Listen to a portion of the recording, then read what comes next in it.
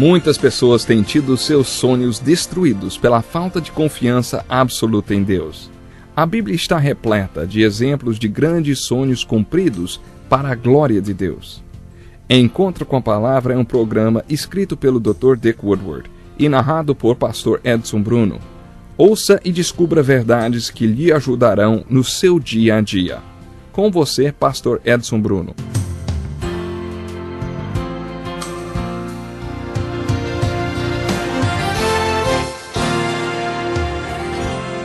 Você é muito bem-vindo para mais um encontro com a Palavra.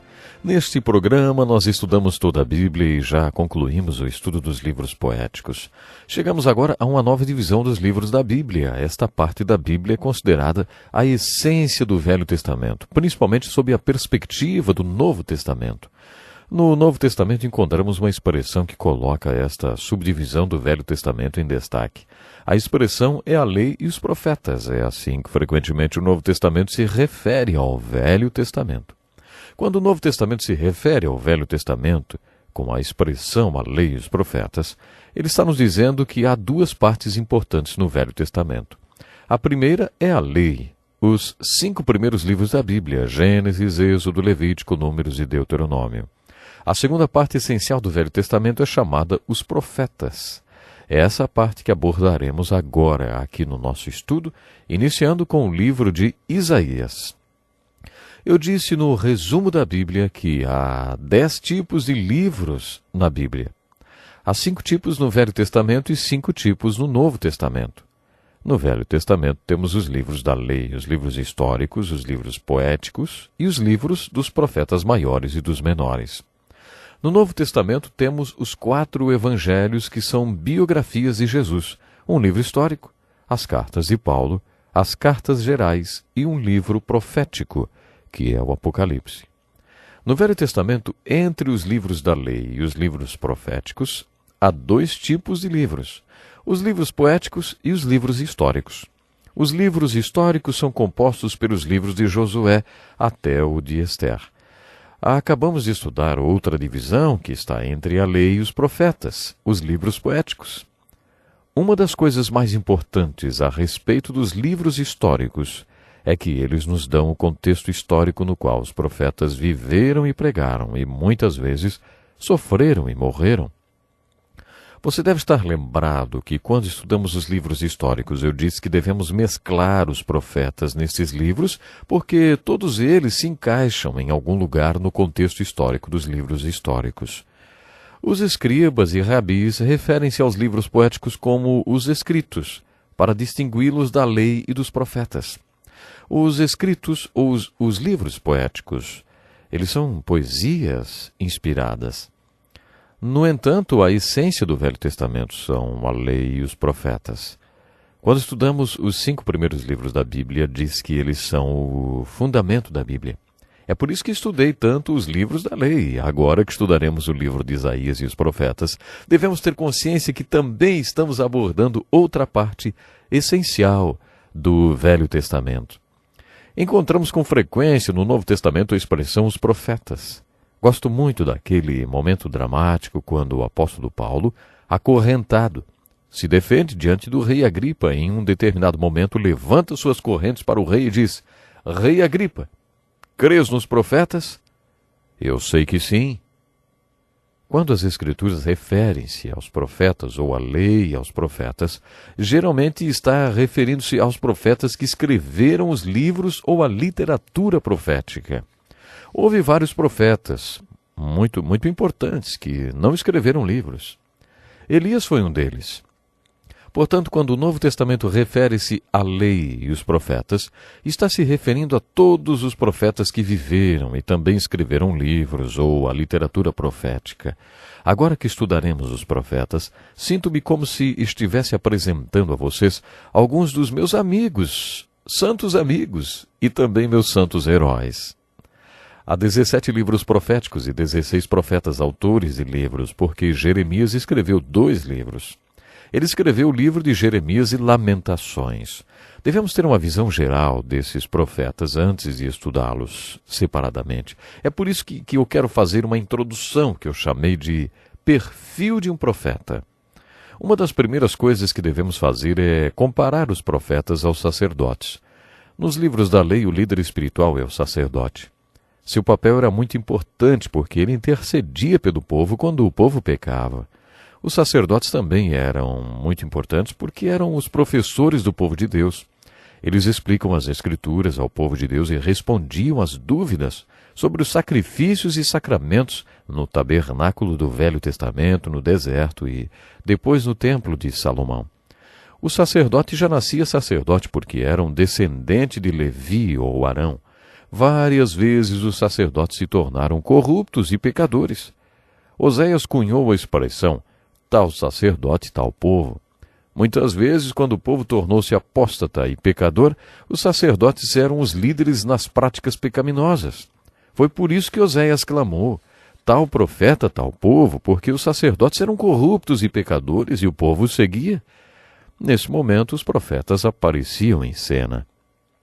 Os profetas não nasciam profetas. Não, eles recebiam o chamado das maneiras mais diferentes possíveis. 2 ou 3 profetas eram sacerdotes quando foram chamados para ser profetas, mas esses foram exceções.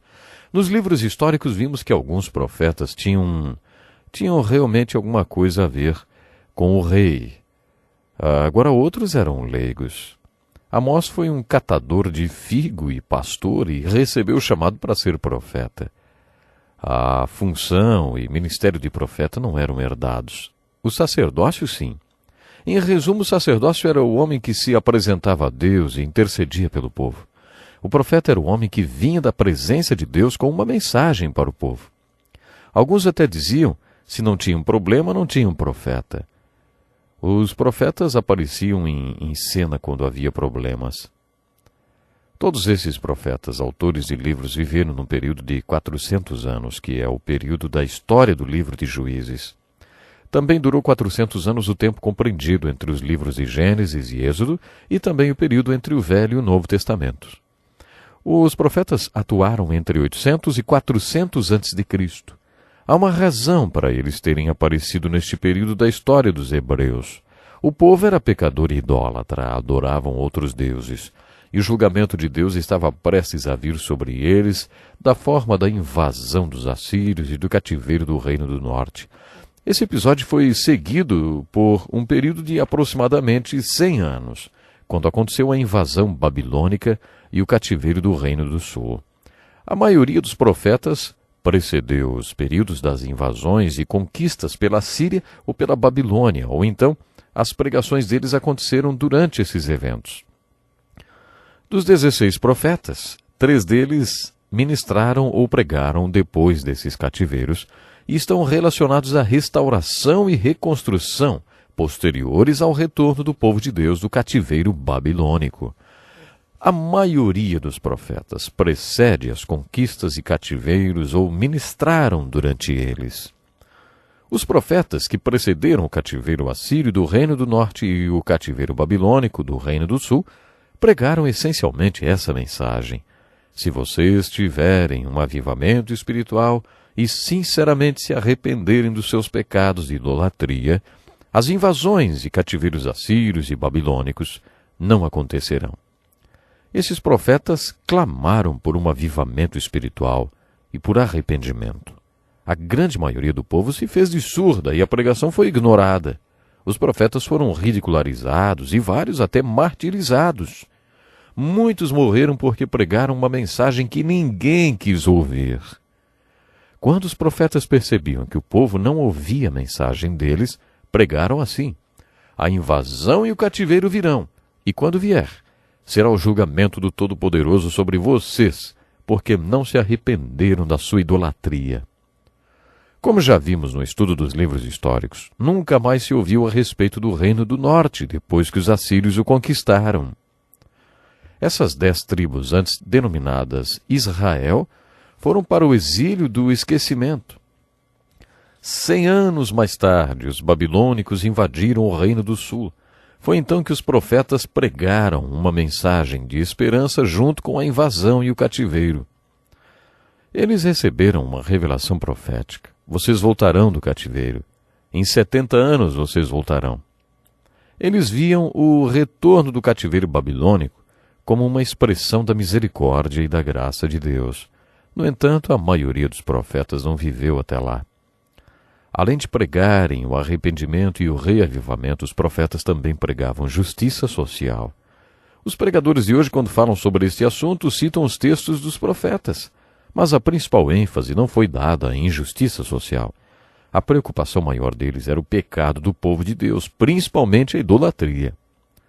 Os profetas pregaram o julgamento de Deus que estava por vir na forma desses 2 cativeiros. No caso do cativeiro babilônico, a mensagem do profeta era de misericórdia, graça e esperança. A única mensagem que eles tinham para o Reino do Sul durante o cativeiro babilônico era de esperança. Quando profetas como Jeremias pregavam o retorno do cativeiro, eles estavam pregando a misericórdia e a graça de Deus. Outro tema interessante da pregação dos profetas é a dispersão do povo de Deus pelos confins da terra. Sempre que eles pregavam dispersão, também anunciavam a volta desta dispersão. Quando eles pregaram o retorno do cativeiro babilônico, a mensagem sempre estava mesclada com as profecias messiânicas. É difícil separar as profecias messiânicas das profecias da volta literal, do retorno babilônico, que aconteceu 70 anos depois que o povo de Deus foi levado cativo para a Babilônia. É difícil separar as profecias da primeira vinda do Messias das profecias que alcançam os nossos dias da segunda vinda de Cristo. Os profetas fizeram importantes profecias messiânicas. A grande solução de Deus através do seu Salvador, que é Jesus Cristo, claro, Filho de Deus. Esses profetas apresentam a vida de Cristo em 2 episódios. Primeiro, ele vem como Salvador sofredor para morrer pelos pecados do mundo. Mas depois, ele vem uma segunda vez. Essa segunda vinda de Cristo porá tudo em ordem. Essa mescla das profecias messiânicas e profecias da volta do cativeiro é um dos aspectos mais empolgantes dos profetas. Para lembrar, a palavra profeta literalmente significa aquele que fala em nome de Deus. Eles eram pregadores que anunciavam a palavra de Deus com poder e autoridade. Pena que já temos que parar hoje, mas no próximo programa vamos continuar com esse assunto muito importante. Na verdade, toda essa história maravilhosa, todo esse estudo nos mostra o amor de Deus, como Ele sempre fez questão de demonstrar seu amor e misericórdia, inclusive, claro, através das mensagens dos profetas. Então esteja conosco no próximo programa. Vamos falar mais sobre os meus heróis santos que a Bíblia chama de os profetas. Até lá. Que lição importantíssima. Obrigado, Pastor Edson Bruno. Prezado ouvinte, coloque em prática o que você ouviu aqui. Sem dúvida, sua vida será grandemente abençoada. Este é um estudo escrito pelo Dr. Dick Woodward, na voz do Pastor Edson Bruno. Escreva-nos e solicite o material. Nosso endereço é Encontro com a Palavra, Caixa Postal 2011, CEP 89201-970, Joinville, Santa Catarina. Até o nosso próximo Encontro com a Palavra.